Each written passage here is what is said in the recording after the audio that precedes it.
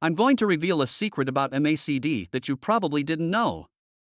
This indicator has a blue line called MACD and an orange line. This is typically a 9-day EMA of the MACD line. Along with these, there's a horizontal zero level and green and red histograms. The trick is to identify crosses between the lines and observe the histogram's color. However, not every cross is a clear indication. Stay tuned as I dive deeper into the MACD cheat code. A bullish cross on the MACD is when the blue MACD line crosses above the orange signal line, and this cross happens below the zero level.